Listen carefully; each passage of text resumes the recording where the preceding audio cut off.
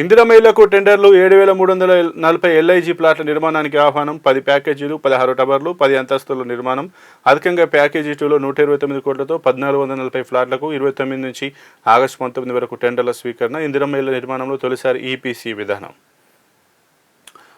ఇక ఏదైతే పట్టణ గృహ నిర్మాణ సంస్థ కింద కోర్ అర్బన్ రీజియన్ క్యూర్ పరిధిలో ఇందిరమ్మ టవర్ల నిర్మాణానికి సంబంధించి ప్రభుత్వం టెండర్లకు అయితే పిలిచింది. దాదాపు 7,340 ఎల్ఐజీ ఫ్లాట్ల నిర్మాణానికి అయితే ఆహ్వానాన్ని పలికింది. అందులో 10 ప్యాకేజీలు ఉంటే 10 ప్యాకేజీలు అలాగే 16 టవర్లు 10 అంతస్తుల్లో నిర్మాణం ఉన్నట్టుగానైతే తెలుస్తుంది. అధికంగా ప్యాకేజ్ 2లో 129 కోట్లతోటి 1,440 ఫ్లాట్లకు 29 నుంచి ఆగస్టు 19 వరకు టెండర్లు అయితే స్వీకరించనున్నట్టుగానైతే తెలుస్తుంది. దాదాపు హైదరాబాద్ మహానగరం పరిధిలోని 24 నియోజకవర్గాల్లో ఇప్పటివరకు స్థలాలు గుర్తించిన 16 నియోజకవర్గాల్లో ఇందిరమ్మ ఎల్ఐజీ టవర్ నిర్మాణ పనులు అయితే చేయనున్నారు. దానికి టెండర్లకు అయితే పిలిపించినట్టుగా తెలుస్తుంది. ఎన్నికలయ్యాక ఏడవకండి, యూపీలో బీజేపీ మూడోసారి రావద్దు, బీజేపీ వ్యతిరేక ఓట్లు చీలకుండా జట్టు కడదాం, అఖిలేష్కు ఓవైసీ ఆఫర్, మజ్లిస్తో పొత్తు కష్టమే, ఎస్పీ ఎంపీ నద్వీ వ్యాఖ్య. ఇక ఎన్నికలయ్యాక ఏడవకండి, యూపీలో బీజేపీ మూడోసారి రావద్దు, మనం కలిసి పోటీ చేద్దామని చెప్పి అఖిలేష్ ఓవైసీకి ఆఫర్ అయితే ఇచ్చారు. ఇది పొత్తు కష్టమే అంటూ కూడా SP MP Samajwadi party MP Nadvi అయితే వ్యాఖ్యానించినట్టుగా తెలుస్తుంది.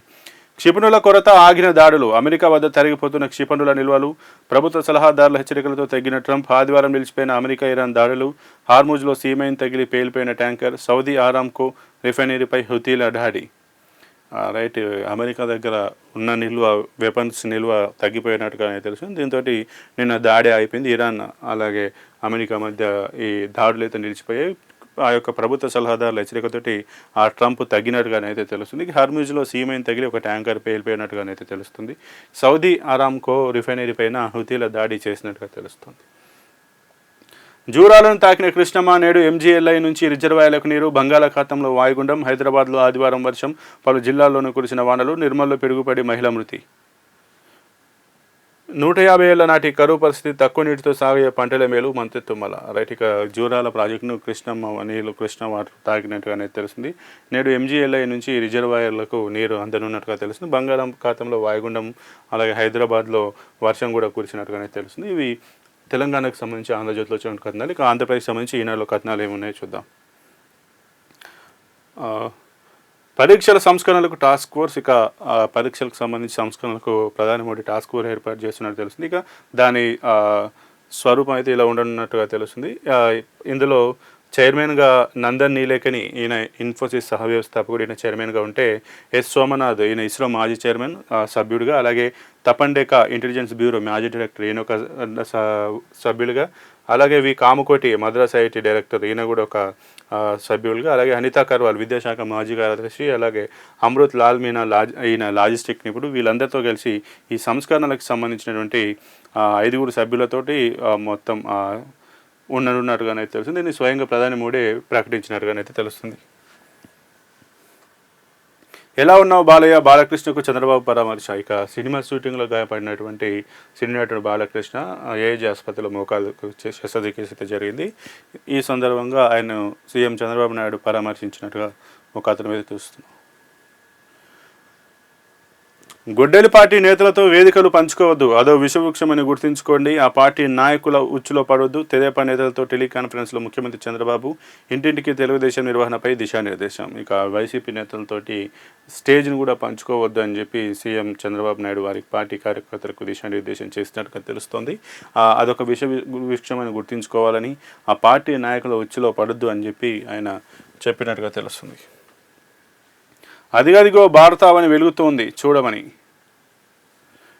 రాత్రివేళ భారత్ ఎంత అద్భుతంగా దర్శనమిస్తుందో తెలిపే ఒక టైం ల్యాప్స్ వీడియోను నాసా విడుదల చేసింది. భారత్తో పాటు శ్రీలంక తీర ప్రాంతాలను బంధించిన వీడియో ప్రస్తుతం నెట్టిట చక్కర్లు కొడుతుంది.